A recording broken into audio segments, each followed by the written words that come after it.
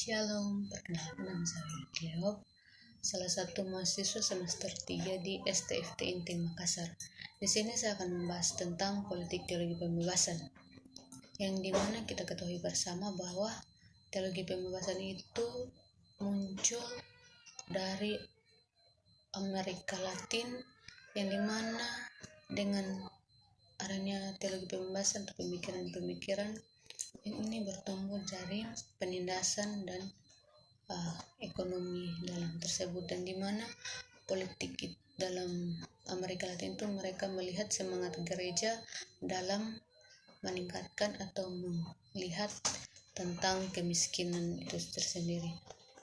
Dan gagasan teologi pembebasan ini adalah salah satu bentuk transformatif yang bersangkutan dengan isu-isu kesetaraan dan keadilan sosial dan hubungan di tengah-tengah agama dan politik, dan di mana akan timbul balik karena adanya konflik kepentingan antara kedua entitas tersebut, dan munculnya teologi dan kronis dan pemikiran teologi pembebasan ini itu berdasarkan pada tumbuhnya kasus yang terkenal, yaitu Amerika Latin dengan semangat gereja kaum miskin, yang dimana kita ketahui bersama bahwa teologi pembebasan ini muncul dan berkembang pada abad atau pada tahun 1970-an dan sampai pada 1000.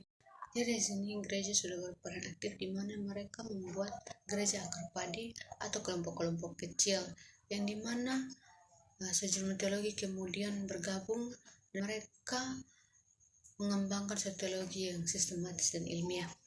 Dan situlah teologi pembebasan itu muncul, di mana teologi pembebasan itu adalah suatu gerakan teologis yang berpegang pada prinsip bahwa berteologi yaitu benar hanya dapat dilakukan jika kita terlibat dalam praktik atau hidup orang miskin, praktik yang hidup yang penuh dengan pengalaman dan penindasan dan penderitaan yang bergerak menuju pembebasan, yang dimana di sini bahwa kita sebagai manusia juga memiliki hak untuk memiliki kebebasan kita, di mana kita walaupun kita miskin, kita juga bisa mendapatkan keadilan, atau kita juga harus sama dengan orang lain begitu. Walaupun gereja muncul untuk membela yang miskin, tetapi pada gereja resmi pun bersikap yang sama, kemudian mulai berkumpul dan membentuk kelompok-kelompok kecil yang kemudian disebut sebagai kelompok gereja akar padi, yang dimana yang dimaksud di sini bahwa sebelumnya itu gereja juga berpihak kepada orang yang kaya, mereka membela orang yang kaya dan tidak membela orang yang miskin. Dan di sini orang yang miskin merasa bahwa gereja itu tidak relevan atau bersikap adil kepada mereka, di mana teologi pembebasan ini muncul karena akar padi dari pembangunan atau pembuatan kelompok-kelompok kecil yang menjadi cikal bakal untuk memunculkan teologi pembebasan tersebut. Sejumlah kemudian bergabung, di mana mereka teologi pembebasan ini muncul dan berkembang pada tahun 1970-an dan 1980-an, terutama dilatar belakangi oleh situasi sosial politik di banyak negara Amerika Latin saat itu. Adanya perbedaan sosial ekonomi yang mencolok antara kebanyakan orang miskin dan sejumlah kecil orang kaya, yang kemudian berperan dengan hadirnya pemerintahan militer yang bersifat diakonia dan berpihak kepada pengusaha yang kaya, yang dimana yang dimaksud di sini bahwa Amerika Latin itu mereka lebih berpihak kepada orang-orang yang berada atau orang-orang kaya. Mereka tidak melihat orang-orang yang miskin, akan tetapi gerejalah yang muncul untuk menguatkan atau memberikan mereka motivasi supaya orang yang miskin tetap ada. Jadi di sini teologi pembebasan itu muncul untuk supaya kita sebagai orang miskin kita merasa bahwa kita tidak butuh keadilan, tetapi kita harus karena kita memiliki hak hak asasi manusia yang dimana kita bebas untuk mendapatkan keadilan.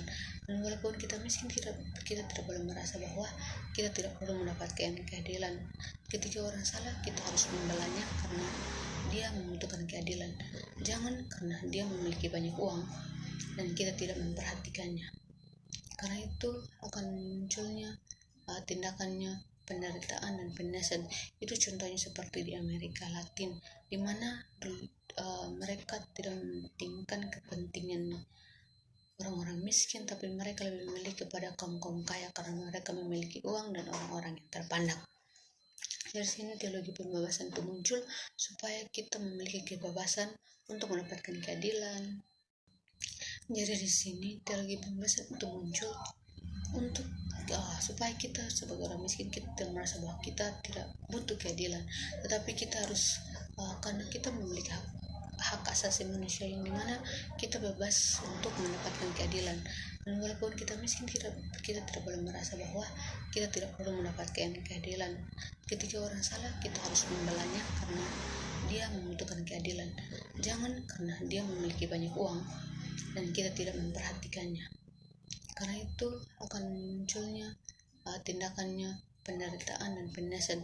Itu contohnya seperti di Amerika Latin, di mana mereka tidak mementingkan kepentingan orang-orang miskin, tapi mereka lebih memilih kepada kaum-kaum kaya karena mereka memiliki uang dan orang-orang yang terpandang. Dari sini teologi pembebasan itu muncul supaya kita memiliki kebebasan untuk mendapatkan keadilan. Dan kita ketahui bersama bahwa sudah dekat untuk pemilu. Jadi kita sebagai manusia, kita pasti tergiur dengan umum atau apa. Tapi jika kita memiliki keyakinan untuk memilih sesuatu, kita berhak untuk memilih seseorang yang menurut kita dia pantas dan bisa melihat kita rakyat biasa. Jadi di sini saya mengatakan bahwa kita bebas untuk memiliki atau kita bebas dalam hal memilih apapun yang kita inginkan, karena itu adalah pembebasan kita, dimana kita harus belajar dari pengalaman-pengalaman yang menurut kita tidak boleh, yang menurut saya kita tidak boleh jatuh lagi kepada pengalaman yang sama. Jadi kita harus berani untuk bisa mencari kebebasan atau mencari hal-hal yang baru, dan kita terpuruk dalam pengalaman atau penderitaan kita dan kita tidak mau maju. Jadi di sini saya mengajak kita bahwa kita harus memiliki rasa kepedulian atau sosial yang tinggi, di mana dimaksud sini bahwa kita sebagai manusia juga memiliki hak dan kebebasan itu sendiri. Jadi di sini kebebasan itu juga berkaitan dengan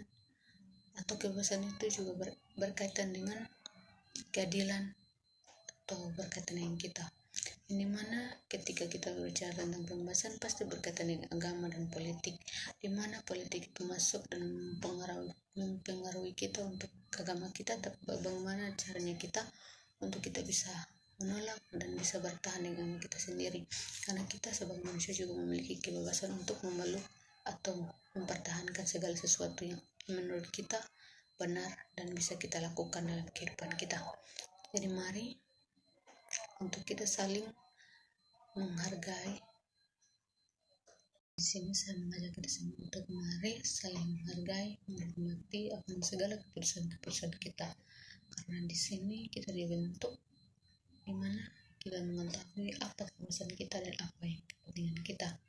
Dan menurut kita semua tidak benar, kita tidak boleh mengikutinya karena kita semua manusia yang memiliki hak, di mana kita memiliki kebebasan itu sendiri.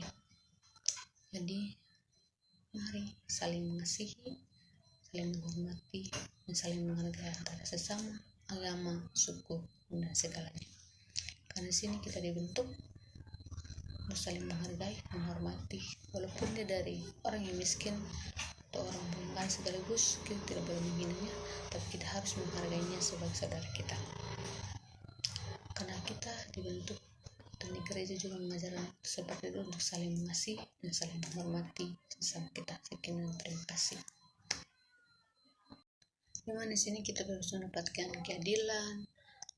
Kita berhak memilih agama kita sendiri atau memilih agama kita sendiri. Jangan kita melihat bahwa realitas sekarang bahwa banyak sekali agama Islam yang ingin kita masuk ke agama, akan tetapi kita berhak untuk memilih dan memeluk agama kita sendiri. Walaupun kita darah lahir sudah agama Kristen, akan tetapi jika keinginan kita untuk masuk Islam atau masuk Katolik, kita mempunyai hak untuk berpindah agama. Walaupun di sini saya tidak mengatakan bahwa pindah itu agama itu baik, akan tetapi ini berdasarkan kepada pembahasan kita dan kenyamanan kita sendiri. Dan ini bergantung kepentingan kita, apakah kita merasa bahwa kita di Kristen ini kita bisa atau kita baik dan kita mau memilih agama kita sendiri, tergantung dari kita sendiri. Dimana di sini kita harus mendapatkan keadilan, kita berhak memilih agama kita sendiri atau memilih agama kita sendiri. Jangan kita melihat bahwa realitas sekarang bahwa banyak sekali agama Islam yang ingin kita masuk ke agama, akan tetapi kita berhak untuk memilih dan memeluk agama kita sendiri. Walaupun kita darah lahir sudah agama Kristen, akan tetapi jika keinginan kita untuk masuk Islam atau masuk Katolik, kita mempunyai hak untuk berpindah agama. Walaupun di sini saya tidak mengatakan bahwa pindah itu agama itu baik, akan tetapi ini berdasarkan kepada pembahasan kita dan kenyamanan kita sendiri. Dan ini bergantung kepentingan kita, apakah kita merasa bahwa kita di Kristen ini kita bisa atau kita baik dan kita mau memilih agama kita sendiri, tergantung dari kita sendiri. Dan kita ketahui bersama bahwa sudah dekat untuk pemilu, jadi kita sebagai manusia kita pasti tergiur dengan umum atau apa. Tapi jika kita memiliki keyakinan untuk memilih sesuatu, kita berhak untuk memilih seseorang yang menurut kita dia pantas dan bisa melihat kita rakyat biasa. Jadi di sini saya mengatakan bahwa kita bebas untuk memiliki atau kita bebas dalam hal memilih apapun yang kita inginkan, karena itu adalah pembebasan kita, dimana kita harus belajar dari pengalaman yang menurut kita tidak boleh, yang menurut saya kita tidak boleh jatuh lagi kepada pengalaman yang sama. Jadi kita harus berani untuk bisa mencari kebebasan atau mencari hal-hal yang baru, dan kita terpuruk dalam pengalaman atau penderitaan kita dan kita tidak mau maju. Dimana di sini kita harus mendapatkan keadilan, kita berhak memilih agama kita sendiri atau memilih agama kita sendiri. Jangan kita melihat bahwa realitas sekarang bahwa banyak sekali agama Islam yang ingin kita masuk ke agama, akan tetapi kita berhak untuk memilih dan memeluk agama kita sendiri. Walaupun kita darah lahir sudah agama Kristen, akan tetapi jika keinginan kita untuk masuk Islam atau masuk Katolik, kita mempunyai hak untuk berpindah agama. Walaupun di sini saya tidak mengatakan bahwa pindah itu agama itu baik, akan tetapi ini berdasarkan kepada pembahasan kita dan kenyamanan kita sendiri. Dan ini bergantung kepentingan kita, apakah kita merasa bahwa kita di Kristen ini kita bisa atau kita baik dan kita mau memilih agama kita sendiri, tergantung dari kita sendiri. Di sini saya mengajak kita semua untuk mari saling menghargai, menghormati akan segala keputusan kita, karena di sini kita dibentuk di mana kita mengetahui apa keputusan kita dan apa yang kepentingan kita. Dan menurut kita semua tidak benar, kita tidak boleh mengikutinya, karena kita semua manusia yang memiliki hak, di mana kita memiliki kebebasan tersendiri. Jadi mari saling mengasihi, saling menghormati, dan saling menghargai antara sesama, agama, suku, dan segalanya. Karena sini kita dibentuk untuk saling menghargai, menghormati, walaupun dia dari orang yang miskin atau orang yang kaya sekaligus, kita tidak boleh menghinanya, tapi kita harus menghargainya sebagai saudara kita. Karena kita dibentuk, dan di gereja juga mengajarkan seperti itu, untuk saling mengasihi dan saling menghormati sesama kita. Sekian dan terima kasih.